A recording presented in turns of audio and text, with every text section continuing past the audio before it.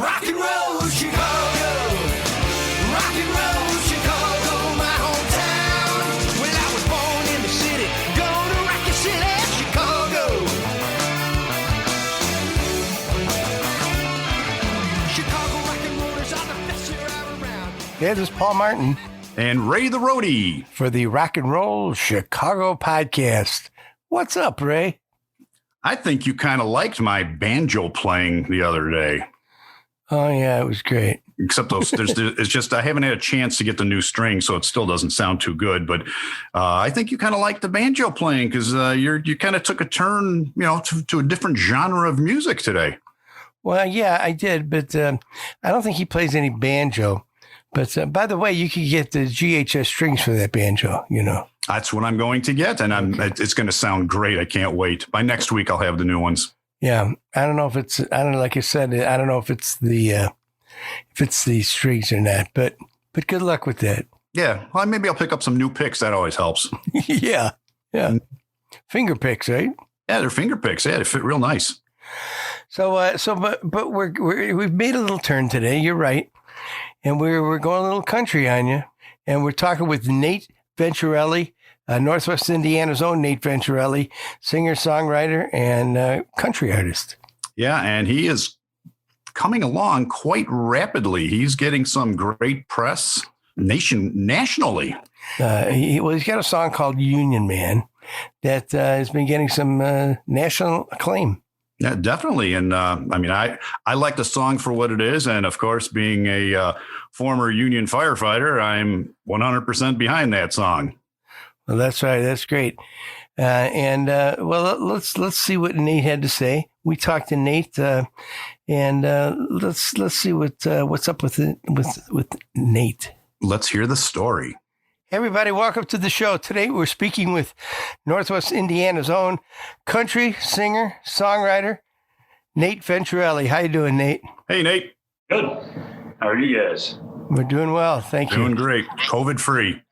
Yeah, that's always good, man. So I know you've got some success with your latest single, or latest hit, Union Man. But we'll get to that. But I want to find out how things got started for you. First of all, let's start there. How did you first get to playing guitar and get in the whole music scene? So I started playing guitar. I was about maybe 24. I picked it up later on. I learned from YouTube videos really, and just did it after work. And then I started in music. You learned off of YouTube? Yeah. Oh, okay. Yeah. All right. Yeah. So never took a lesson then?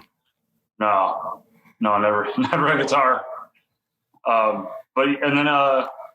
As far as like singing, I always sang really, just like in the car or in the shower or wherever, and really not in front of anybody. And until about a little over 2 years ago, and I played an open mic, and after that I played like a few songs with Nicole Jamaros, and I played a police event, and then I kind of got comfortable doing it.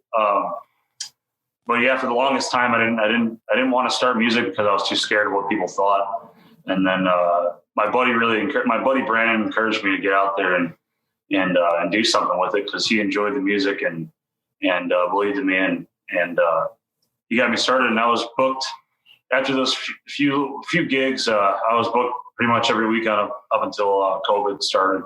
So is your family musically inclined? You got any musicians or singers, songwriters in your family?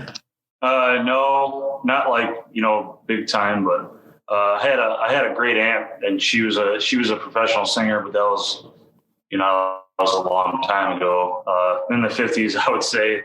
And then my sister sings too. My sister Jenna, she sang in high school in the choir, and she tried out for American Idol, I think, once, but yeah, other than that, it was just no one's really. And my cousin, he plays guitar and sings sometimes, but nothing really. Not like all of us are this musical family, Right. So country's been your genre of choice. Mine, yeah. I listened to country from when I can remember. I was listening to it with my mother in the car, and Alan Jackson or George Strait, Garth Brooks, Reba McEntire, mostly 90s country, but a few times she played Merle Haggard or something that was on the radio, Hank Williams Jr. But really, it was 90s country I grew up on, and I always listened to it, and I actually stopped listening to it probably freshman year in high school, and kind of started listening to classic rock and punk rock and alternative rock. I was going to say, you had to have some rock and roll in your background somewhere, right? A little bit, yeah. And, I like Southern rock bands, or I like band. I like classic rock. I'm not really much of a modern rock fan, but, my favorite band, one of my favorite bands is Skynyrd and Creedence Clearwater, Molly Hatchet's another one. And Molly Hatchet, yeah. There's who's the other one? Marshall Tucker. Blackfoot, yeah. All the Southern rock I really get into, and then after high school, I kind of I got back into it because I started driving at the end of high school, and I had a CD that my mom gave me. I think it was I think it might have been a Brad Paisley CD, and I listened to that, and that got me started to sing, more country music, and I really got into it after that, so. Well, you got a great country voice. I mean, your voice fits the music. Yeah, most definitely. But now going back to, you said you played with Nicole Jamrose. Was that just a one-off thing, a one-night jam, or what was it? I this was at Goodfellas in Cedar Lake. Okay. I went to her show because I just wanted to see live music, and she seemed like she was really good, a really good singer, and I went to go see her play with her band, and she got me to play. Or Jeff, my buddy Jeff Razel is a realtor, Northwest Indiana. Yeah, I know Jeff. Yeah, he's a family friend, and yeah, I know him from his days at Northwoods when he was at Northwoods. Yeah. And he's a great guy, man. And he talked to Nicole and said, "Hey, man, can Nate do a couple songs for you?" And she said, "Yeah, I agree." And I used her Gibson and played "Simple Man" by Skynyrd and a Luke Combs song, and I played it. And then Jeff booked me at a police event. And that was a couple days after that. And in the police event, Nicole's band played, and I played, I think it was 2 or 3 songs with their band for opening up for her. So the first time you played it, you just played it by yourself, right? Played those songs by yourself? Or with the band? Man, I think the keyboard player was doing that one, but I played Hurricane by Luke Combs by myself with the Gibson she had, and I played with her band a couple days after that. I've played that Gibson. It's a nice guitar. Yeah, have you? Yeah. Yes, I have. Yes, yeah, I know Nicole and her band quite well. So, oh, that's awesome. Well, I ran sound at the Blue Chip Casino for many years, and I used to play there once a month. So awesome, man. Yeah, that'd be a great venue to play. Also, Yeah, unfortunately, with the COVID days now they haven't had anything since middle of May. Yeah, well, I think it's kind of dying down now. I looked at the cases, and it's about 5% positivity in Lake County. So I think out of out of 1,500 tests, there was 100 positive or something. So it's really gone down quite a bit. Yeah, it's getting much better everywhere. Yeah. Yeah. Yeah. Well, I know this is a little bit off the subject, but I know the place out here by me, the testing site is cut its hours way back due to lack of interest. I says, well, nobody's getting tested. So the numbers are going down, Yeah. But yeah. Of course. Oh, of course. Yeah. And then when everybody was getting tested, the cases went up and everybody freaked out. And it's like, well, they were always positive, all these people, but they just were never tested for it, Right. And I just hope it's a thing of the past in the next couple of months. And I'm just tired of wearing a damn mask, man. I can't. It sucks. Yeah. So now you've been in the studio working, right? Yeah. You've been working on some new songs, I understand, too? Yeah, I have 2 new songs. She Was Right was one of them, and then I have another song I just wrote. I just finished it like 2 weeks ago. I spent about a month writing it, and it's called "Don't Make Them Like Her Anymore." And those 2 should be out, end of spring, early summer. The 4-song EP will be out. So. Now you've released Union Man, which has gotten some positive reviews and some great reviews. So tell us a little bit about Union Man and the story behind it. My grandfather was a union president at Acme Steel in Riverdale, United Steelworkers, and I know the place well. Yes, I know it. Yeah, yeah. But it used to be Acme, and it's actually a different local, I think now. But he was the union president and member, I think, for a little over 30 years before he passed away. And he died at 54 of a heart attack. And he was from, I was real young when he died. And from what I hear, he was one of the best men that ever worked in that plant. And I hear it from, outsiders, people that worked for him and with him, and I've heard stories from my mom over the years, and I kind of wanted to pay tribute to him, because I'm kind of following in his footsteps in the same. I'm a United Steelworkers also, and I just wanted to write a song about him and how it is growing up into a union, and having a union family, and I wanted to do it. Also, because really there's no songs about it, and I think it's a topic to be talked about more. It's a great way to memorialize him too. Thank you. Just a kid when his daddy died, he had to take care of his mother, welding right in his right hand, and a Marlboro Red in the other. Became a brother of the working class. He didn't have time for school. This kid don't grow up so fast, but he knew what he had to do.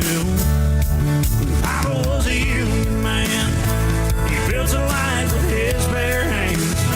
He saw the good in everyone. He'd even give you the shirt off his back. 8 days a week at Acme Steel, back breaking hours in the coal plant. There ain't a thing that he couldn't fix. He never said the words I can. Papa was a union man. So it's been picked up by several of the unions around the country, correct? Yeah. Actually, it's been awesome. The feedback's been great. So how did they get a hold of it? Or did you send it to them, or? So I sent it to the International United Steelworkers. I sent them the video, and I said, "Hey, tell me what you guys think about it." And I sent it to the International, the Boilermakers, and a couple other unions, and the groups on Facebook, union pages and stuff like that, steel groups, steelworker groups, and I got a lot of feedback from the groups, and it took a few days for the internationals to get back to me, but the Boilermakers actually shared it without me asking them to put it on their page. They said, "We love your song. Look at our page." And I looked, and they shared the video. And United Steelworkers, they did a story on their website, the international website, and then they shared it on their Facebook about 2 weeks after that, or maybe a week after that. And then I started getting shares from a couple of locals in Canada from United Steelworkers. And then I got a share from an ironworker local in Nashville, Tennessee. There's a couple other ones that I had to look at, but yeah, it just snowballed from there, and I'm grateful for everything, man. It's been, I couldn't ask for anything else, That's a pretty awesome story. That's yeah, Gary's been real great. Gary Flanagan, he's really helped a lot. Yeah, I've known Gary for many years as well. But Gary's with G4 Music, and now how did you meet up with Gary and get linked up with him? So I played. I got asked this yesterday it's hard to remember, but I think I played a show for him. I opened for him somewhere. I can't remember the first show, but what I do remember is one of the earlier shows I played at Dire Fest. I played a song for one of his other artists, Jerica, and I played a song by Luke Combs, and then I played and I opened for her a few times, and I really, before then, Gary friended me on Facebook, and I friended Jerica, and we talked about me opening for her, and she finally asked him, and that's when I met Gary. So it's been great since then. He's really helped, and the band's been great. So it's just, the team it's more than I can ask for. Speaking of the band, how did you get everybody together? They were actually Jerica's band already, and they wanted to do it. They wanted to keep playing. So Gary's like, "Hey, you want to play my band?" I said, "No problem." So we rehearsed for the first time. I think maybe 6 months ago or so, or maybe a little over that. And we've really gotten the band a little tighter now, and we're looking forward to playing some shows this summer. You got some rockers in that band. I know John Horvath from who played with the Hounds for many years, and Vance, who's played with just about everybody. He played with Nicole, I know, for a long time, and Chris Grove too as well. Chris isn't in the band anymore. Rick Tidd is the new lead guitarist. Right. Are you talking about the keyboard player? Yeah, Chris Grove. Yeah. He's he doesn't play the live stuff with us. Okay. He's on the studio tracks, and so is Nelson. And they're awesome, man. They made the track sound phenomenal. Yeah, well, Nelson's a great steel player, and of course he owns Broadway Music. Everybody knows. Yeah. Nelson from Broadway. Yep. This podcast is brought to you by Broadway Music. Hell of an advertisement. Hey, Ray, what are you doing? I'm getting my bluegrass on. I'm playing my banjo, except there seems to be something wrong with the strings. Well, Ray, GHS makes strings for all types of instruments: electric and acoustic guitar, bass guitar, mandolin, ukulele, and even banjo. Then I'm getting new GHS strings, and my banjo will sound better. I don't think it's the strings, Ray. GHS are easy to play with rich, full balanced tone, available in many different gauges. Great for all musical styles, so if you play with the best. Play GHS strings.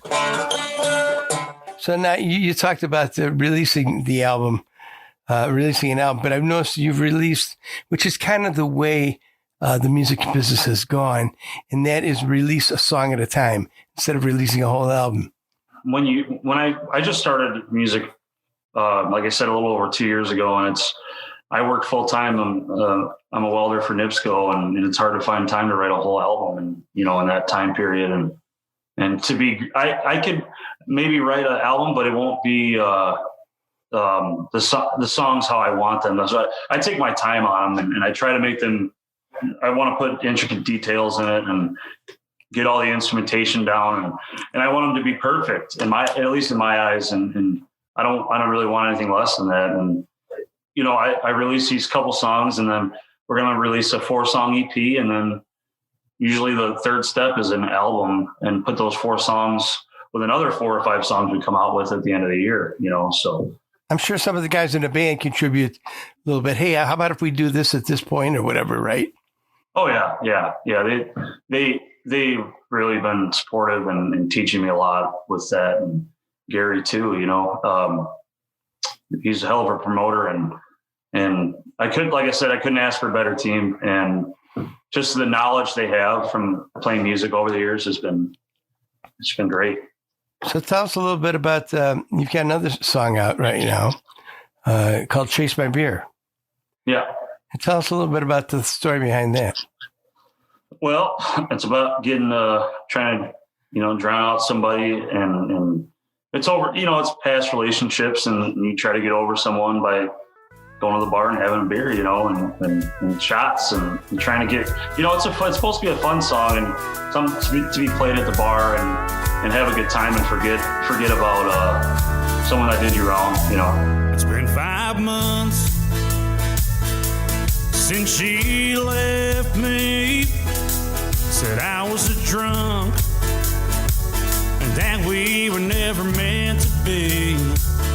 Spend most of my days on a broken bar stool. I let the one get away, and now I'm standing here like a fool. So I'll chase my bear with some whiskey to drown out the pain, 'cause she ain't here with me. I'll chase And I understand that was the first song you wrote? That was the second song. The first one I wrote was She Was Right, and that'll be on the EP. I just never really played it in the studio because I felt like the other two were stronger songs, so I didn't really release it. So I see. Is that done recording now or no?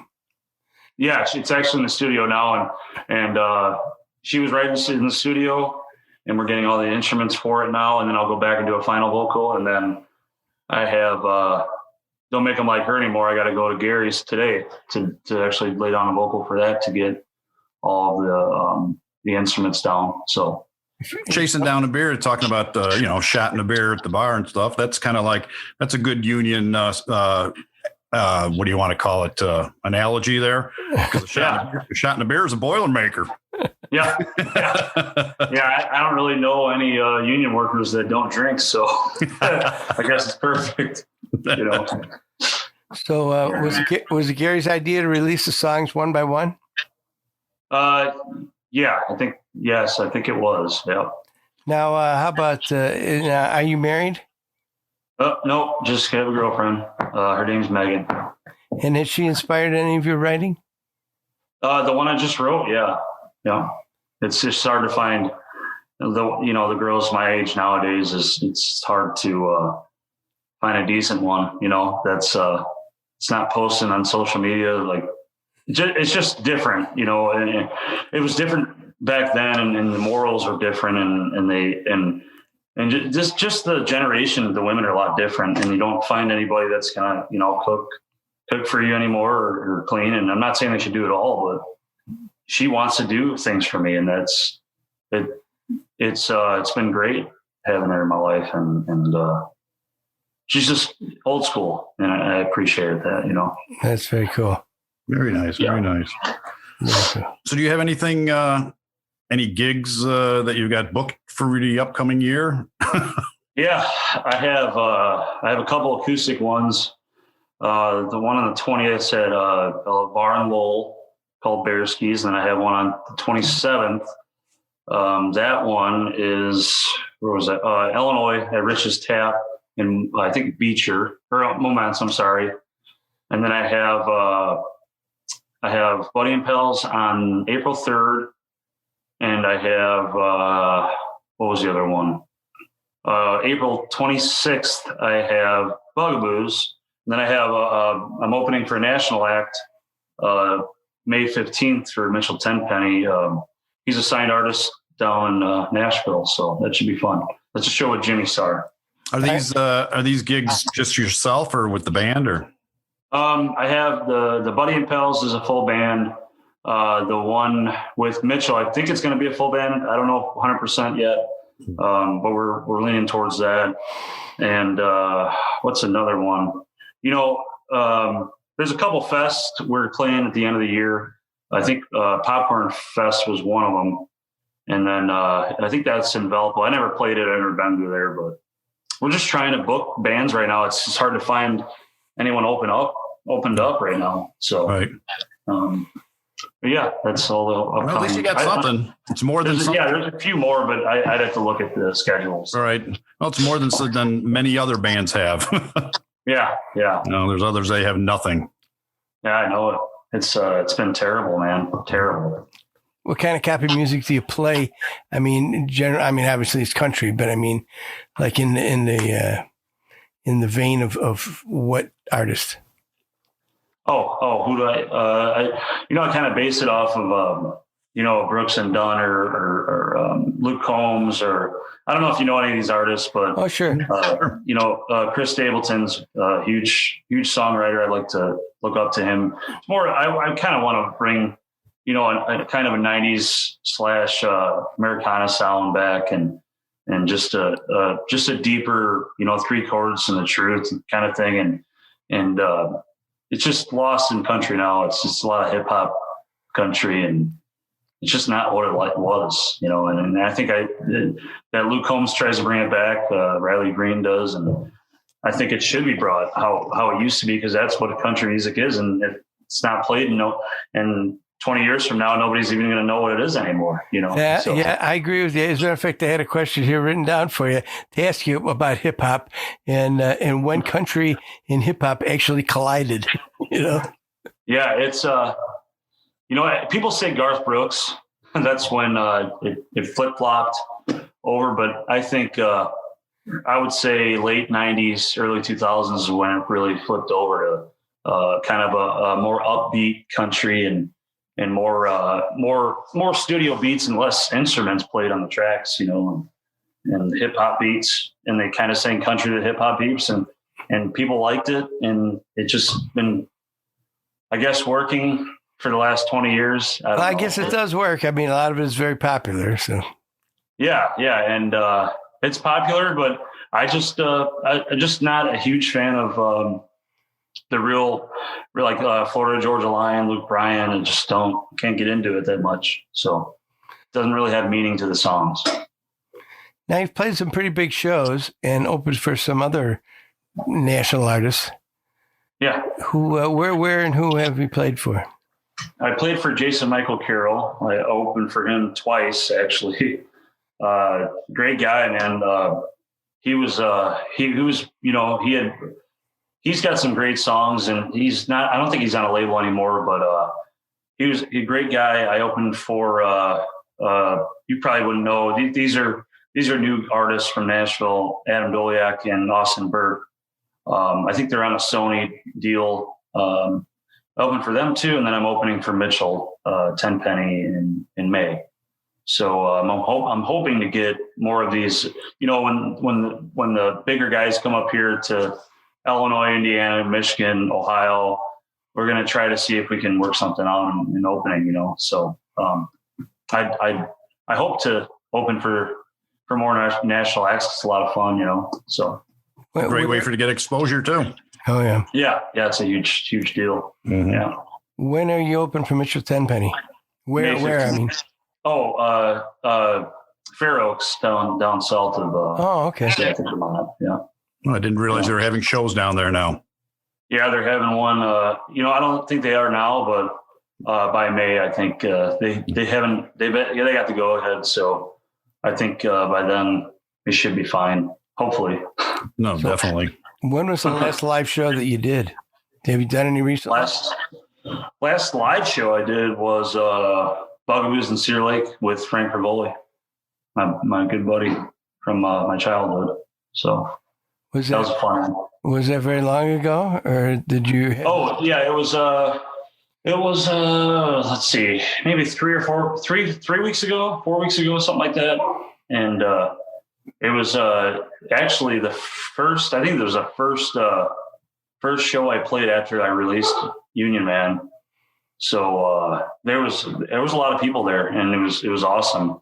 And it got to a point, maybe it was packed when we got there at 7 to set up. It was a full bar, and then people just kept coming in. And at one point there was like probably 10 people outside that couldn't get in, or people left because it was crowded.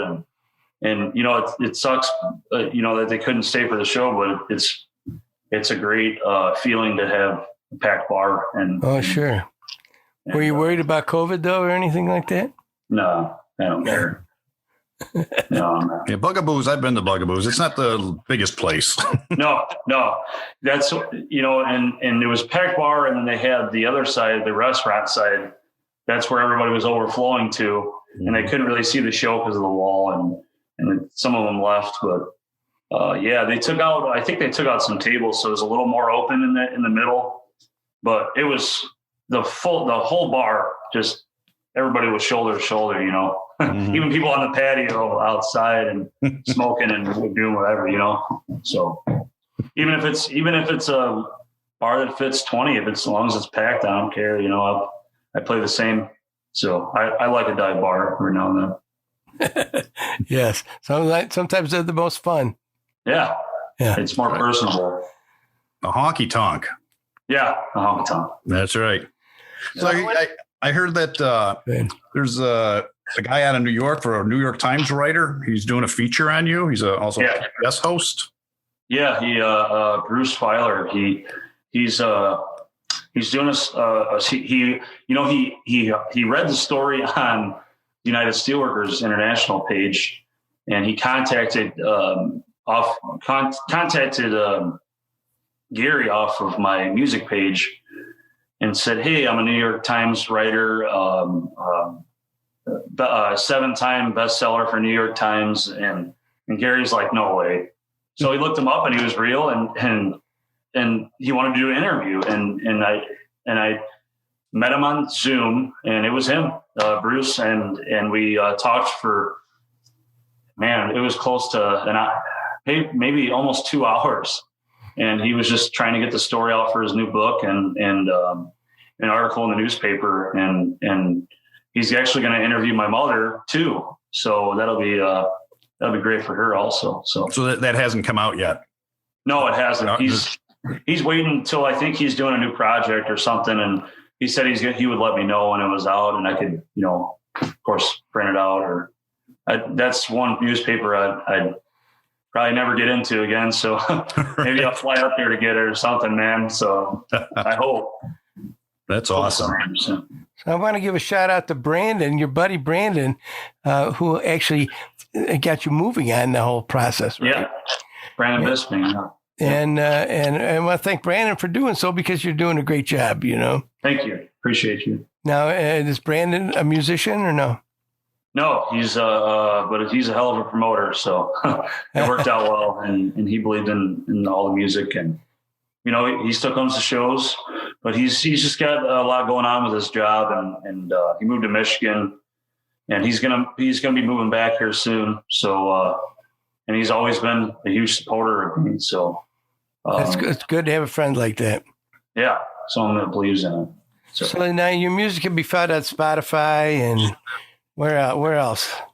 Spotify, Apple, Pandora, Amazon, YouTube Music, Tidal, Napster, all the major music streaming platforms, and you can find it on my Facebook page, and then you can find it on my website, nateventurelli.com. So, and Facebook is just Nate Venturelli, right? Yeah. Yep.